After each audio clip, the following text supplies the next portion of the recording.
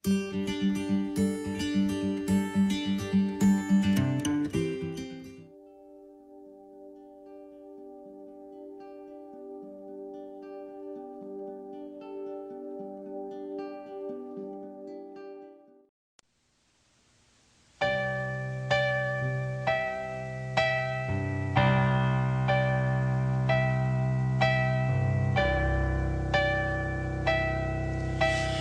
buti-buti mo, Panginoon,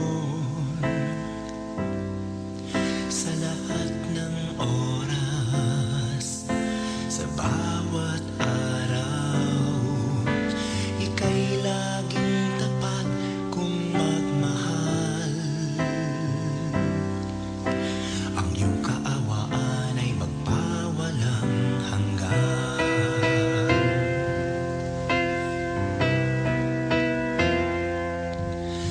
Kay buti-buti mo, Panginoon, sa lahat ng oras, sa bawat araw, ika'y laging tapat kung magmahal. Ang iyong kaawaan ay magpawalang hanggan. Pinupuri, sinasamba kita, dakilang Diyos at Panginoon. Tunay ngang ika'y walang katulad, tunay ngang ika'y di nagbabago, mabuting Diyos na sa amin nagmamahal. Pinupuri, sinasamba kita, dakilang Diyos at Panginoon. Tunay ngang ika'y walang katulad, tunay ngang ika'y di nagbabago, mabuting Diyos na sa amin nagmamahal. Kay buti-buti mo, Panginoon, sa lahat ng oras, sa bawat araw, ika'y laging tapat kung magmahal. Ang iyong kaawaan ay magpawalang hanggan.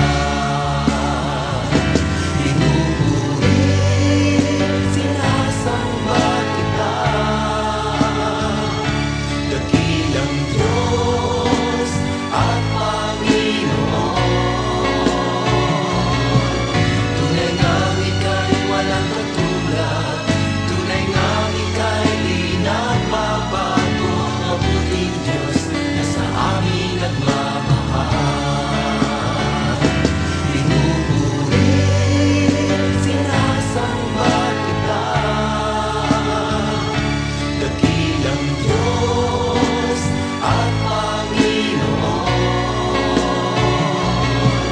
Tunay ngang ika'y walang katulad, tunay ngang ika'y di nagbabago, mabuting Diyos na sa amin nagmamahal.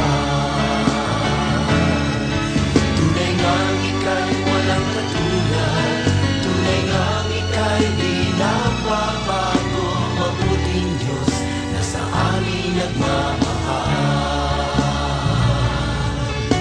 Mabuting Diyos na sa amin nagmamahal.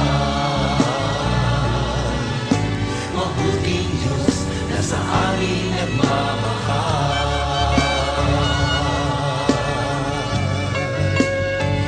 Nagmamahal.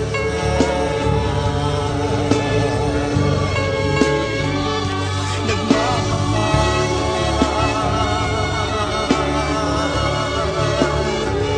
Mabuting Diyos.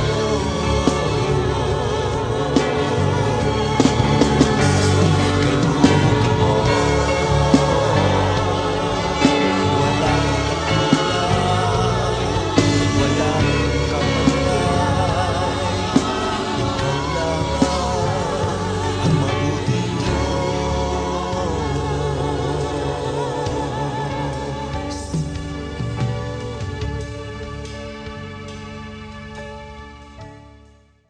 Magandang umaga po sa ating lahat.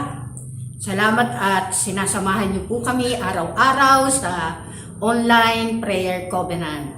Gusto ko muna pong batiin ang aking Auntie Cora, Bulbulya family, si Uncle Chat at si Lodi na aking pinsan. Sila po ay from Mississauga, Ontario, Canada. At si Sister Helen Santos at saka po yung group niya na talagang faithfully ay nakikinig sa atin araw-araw. Sila po ay nasa UK naman po, sa London. May God's abundant blessing ay sumain niyo pong lahat ngayon at magpakailanman. Tayo'y manalangin. Diyos na aming Ama, sa umaga pong ito'y gabayan mo po ang iyong anak na patuloy na gagamitin na magpahayag ng iyong mensahe sa amin sa oras na ito. Nawa ang iyong banal na espiritu ang patuloy na manguna sa iyong servant na gagamitin mo po. Bigyan mo po ng kaalaman at karunungan upang anuman po ang aking ibabahagi sa umagang ito ay maging pagpapala sa makikinig at patuloy na makapagbigay sa kanila ng spiritual strength, Lord, para sa anumang pagsubok ng buhay na nararanasan namin ngayon sa kabila ng pandemic COVID-19 na ito, ay magsilbing sandata ito, Panginoon, na yung mga salita upang kami ay hindi manglupaypay, kundi kami ay magkaroon ng kalakasang espiritual sa pakikinig ng mensahe mo ngayong umaga. Ito po ang aking panalangin sa pangalan lamang ni Jesus na aming Panginoon. Amen. Ang ating pong scripture reading ngayon ay matatagpuan sa sulat ni Moses. Ito po ay sa Exodus chapter 16, 2-8. At ganito po ang sinasabi. Ang mga Israelitay nagreklamo kina Moses at Aaron. Sinabi nila, mabuti pa sana'y pinatayin mo na kami. Sabi ni Yahweh, sa Ehipto, doon makakakain kami ng karne at tinapay hanggang gusto namin. Dito naman sa ilang na pinagdalhan ninyo sa amin, mamamatay kami sa gutom. Sinabi ni Yahweh kay Moses, pauulanin ko kayo ng tinapay mula sa langit. Araw-araw papalabasin mo ng bahay ang mga tao para mamulot ng kakanin nila sa maghapon. Sa pamamagitan nito'y susubukin ko kung hanggang saan nila susundin ang aking mga tagumpilin. Verse 5, tuwing ika-6 na araw, doble sa karaniwan ang kanilang pupulutin at ihahanda.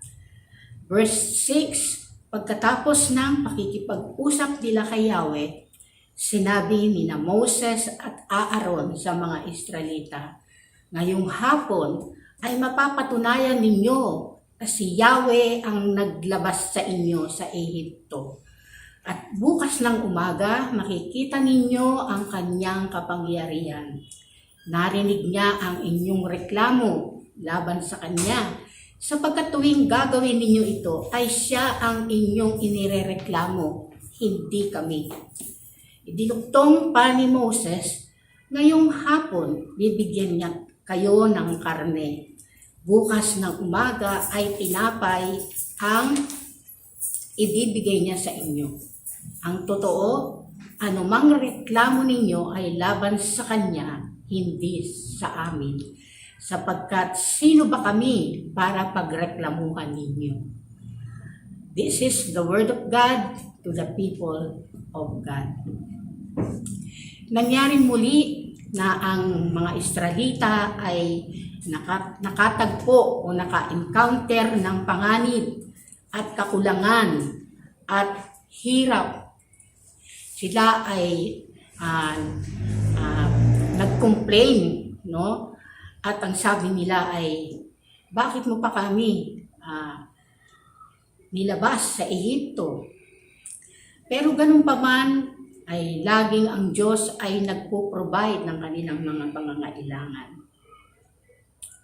Sa kabila ng mahirap na kalagayan nila at madalas ay ito ay nagiging stress sa mga Israelitang ito.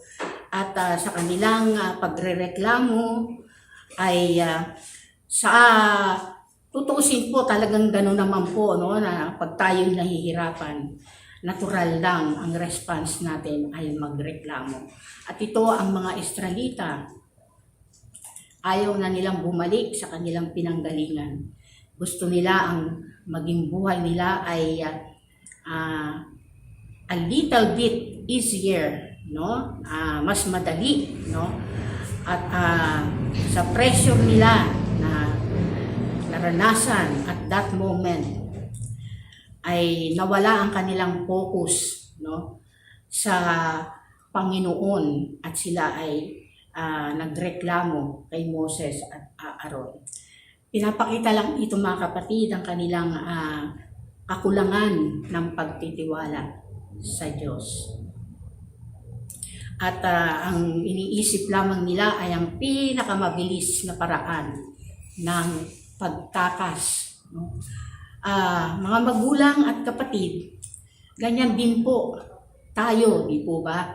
Na minsan ay nape-pressure tayo, no, sa mga ganitong bagay, no? Pag tayo nakakaranas, tayo nagrereklamo, no? At sabi nga po, naalala ko nung kami ay nang nabubuhay pang aking inang, meron po akong mga pinsan na may kaya sa buhay.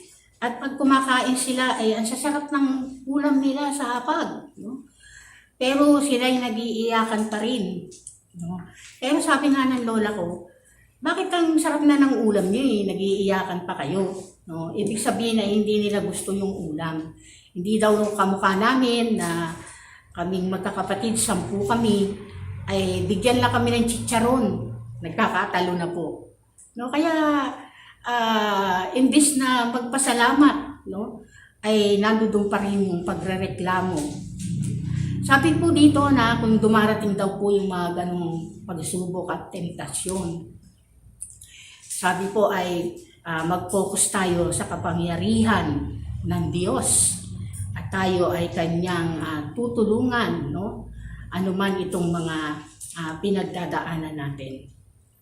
Dito po ay may sinabing mana, makikita natin.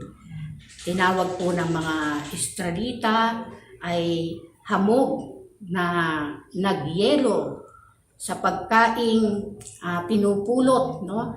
Ito daw po ay kamukha ng buto ng kulantro, no? Maputi at lasang galyetas na minasa sa pulot-pukyutan, no?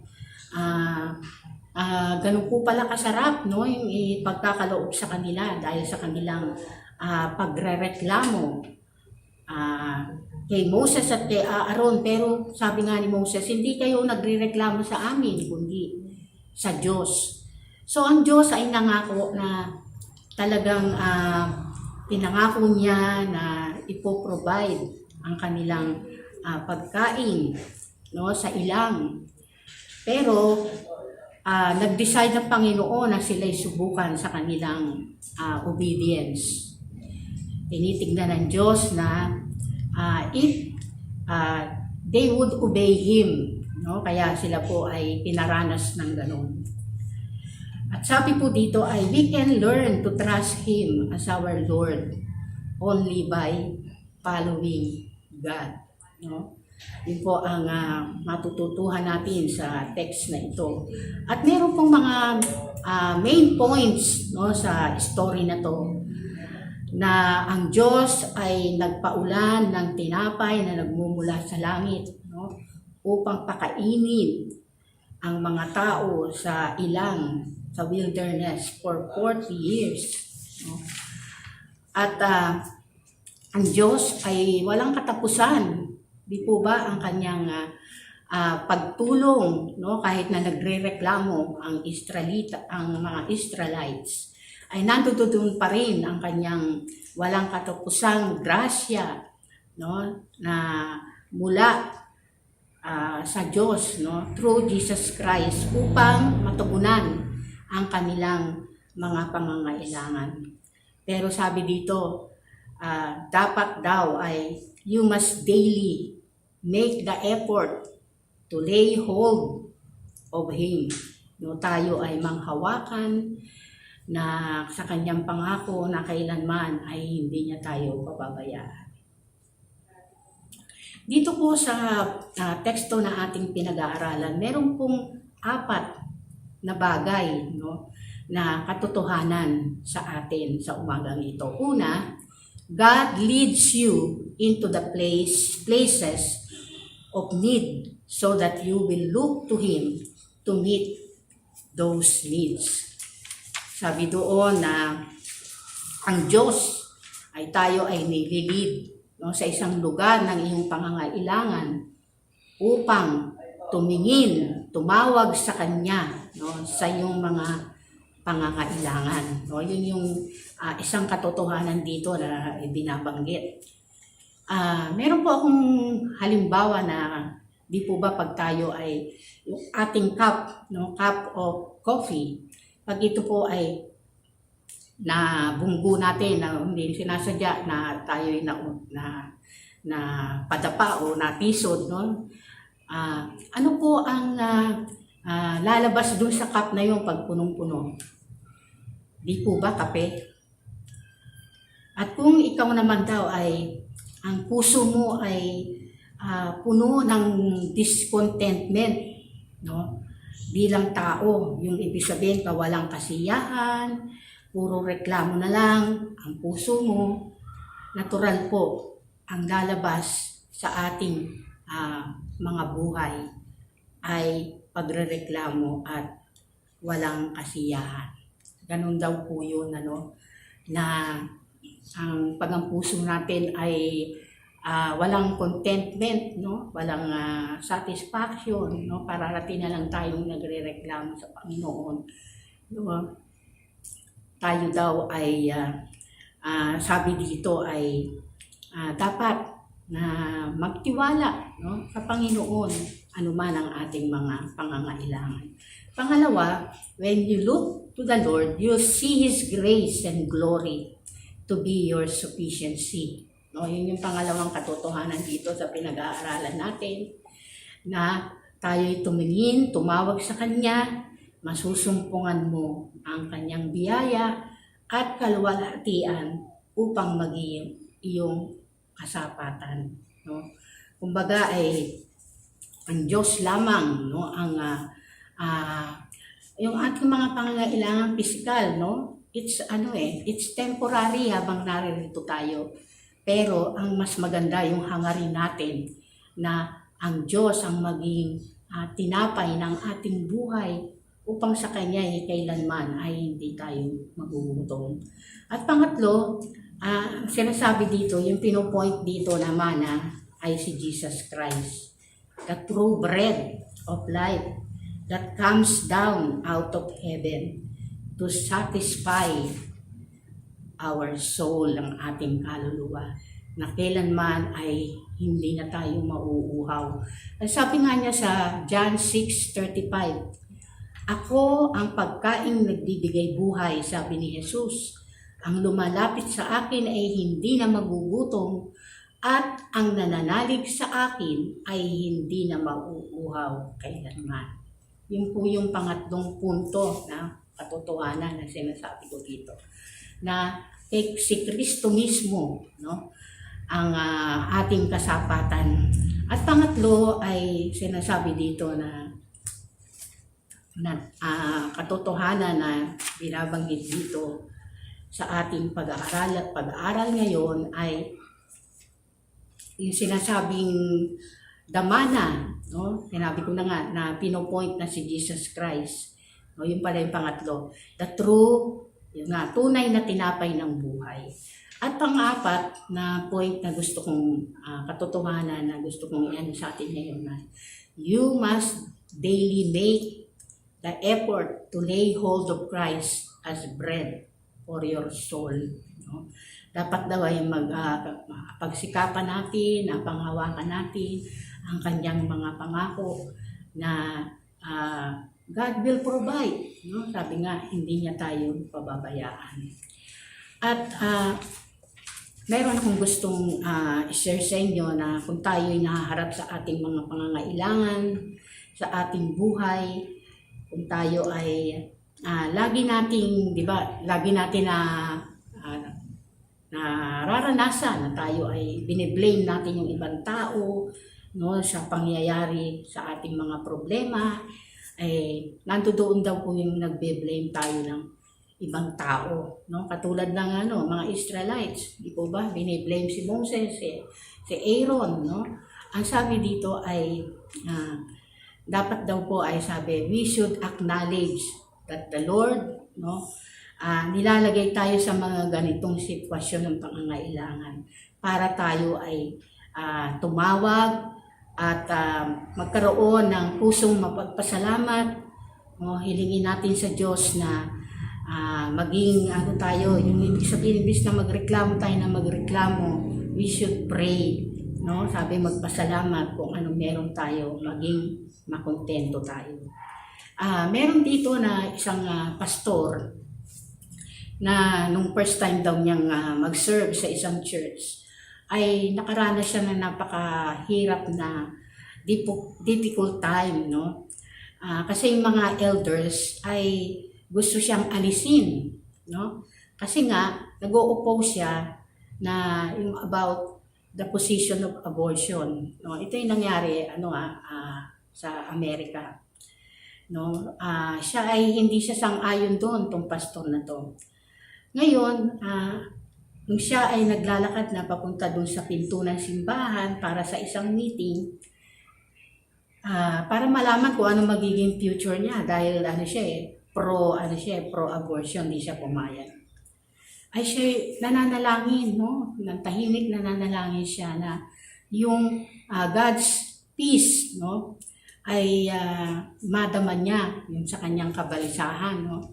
In spite nung confirmation na the Lord had given me, no, na hindi niya ako pababayaan. At habang naglalakad siya papunta doon sa meeting, ay silently ay nire-recite niya yung Philippians 4:6. No, ang sabi doon, huwag kayong mabalisa tungkol sa anumang bagay, sa halip ay hingin ninyo sa Diyos ang lahat ng inyong kailangan sa pamamagitan ng panalangin may pasasalamat, at ang di malirik na kapayapaan ng Diyos ang mag-iingat sa inyong puso at pag-iisip sa pamamagitan ni Kristo Jesus. No, habang punta siya sa meeting, yung nire-recite niya silently. No?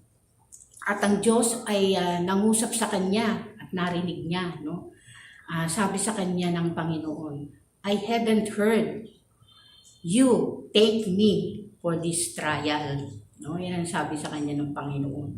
Parang hindi ko yata naririnig sa iyo na magpasalamat ka sa anumang pagsubok na dumarating. At yun, natauhan siya, no? Nag-pause siya for a moment at nagpasalamat siya sa Panginoon, no, na tayo ay dapat ay magkaroon tayo ng opportunity to trust Him. At all the rest, no, ay tayo'y and God will take care of us. No, yun ang nadama nitong pastor na to. At all of the elders, tong 4 na elders na to na nag-oppose sa kanya, na kumontra sa kanya, ay nag-resign and left the church. No? All of the elders who oppose me, sabi dito, yung pastor na yon ay nag-resign and left the church. Ibig sabihin, hindi siya pinabayaan ng Diyos dahil nasa tama siya. No, sabi nga dito, kung ano mga pagsubok na dinaranas natin, ay sabi nga ay magpasalamat sa Diyos, no? At ang puso natin ay dapat ay laging merong pagpapasalamat. At sabi ni George Mueller, may sinabi siya dito, na sabi niya, lagi niyang binabanggit na ang first business daw natin every morning should be yung i-secure natin, no? Yung sabi nga, start the day with God, no? Through reading and meditation, no? Yung ginagawa natin every morning, kakaroon tayo ng pagbubulay-bulay ng kanyang mga salita. At yun, at pag meron ka raw ganitong mareklamong puso, nagpapakita na hindi mo to ginagawa. No, yun ang sabi ni George Mueller. No? Sabi niya, a grumbling heart reveals that you're not doing that. No, kasi po kung ang ating puso ay punong-puno ng salita ng Diyos, tayo'y malapit sa Panginoon at inuuna natin siya. Hindi raw magiging ganito ang attitude natin. No? Kaya po, a short testimony lang at dito ako magtatapos. Na nangyari po sa aking asawa, siya po ay naoperahan na po at kala ko hindi ko siya mapapa-operahan kasi ang hinihingi po sa amin ay 40 to 80,000, no?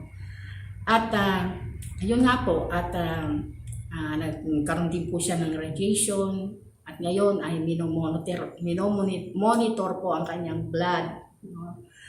At ang kaso po ng aking asawa ngayon ay stage 2 cancer. At ito pong cancer na to ay progressive, no? At ito po ay kumalat na papunta sa lungs.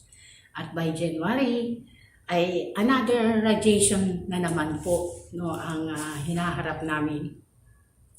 Pero naniwala po ako at nagtiwala sa Diyos, no, that He will supply our financial needs. At saka magkaroon ako ng peace in my heart, no? Alisin niya sa akin yung pag-worry. I really thank Him, no, sa mga pagsubok na ito na aming dinadaanan. Hindi lamang po halata sa akin, no, itong pinagdadaanan naming problema na nai-encounter namin. Alam niyo po ba na ibinigay ito sa akin ng Diyos, no? At lagi kong ang tinetestimony sa aming staff meeting na parang I take it lightly, no? Parang ang gaang-gaang ng aking pakiramdam, walang bigat, no? Kaya magtiwala lang tayo sa Diyos, mga kapatid, no? Ipasa kamay niya natin sa kamay ng Panginoon, ilagay natin ang ating mga kahilingan at siya ay tutugunin, sabi, tutugunin ang ating mga panalangin. At meron lang akong tatlong parang paano natin ma-apply ang mga bagay na ito na ating pinag-aaralan. Sana po ay sabi, if we come to Him and believe on Him, sabi, we will never hunger or thirst. No, hindi kailanman tayo mauuhaw o magugutom, no? Kasama na rin physically dahil ang Panginoon ang magpo-provide ng ating mga pangangailangan.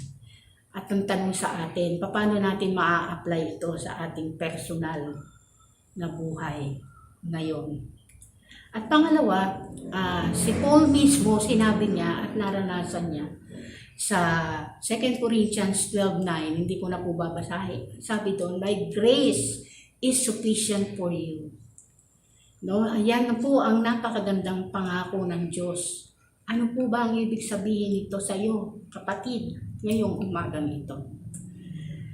Ang sabi ay, ang tulong ko'y sapat sa lahat ng pangangailangan mo. Kaya bakit ka pa mag-worry? Di po ba? Naiyak ako.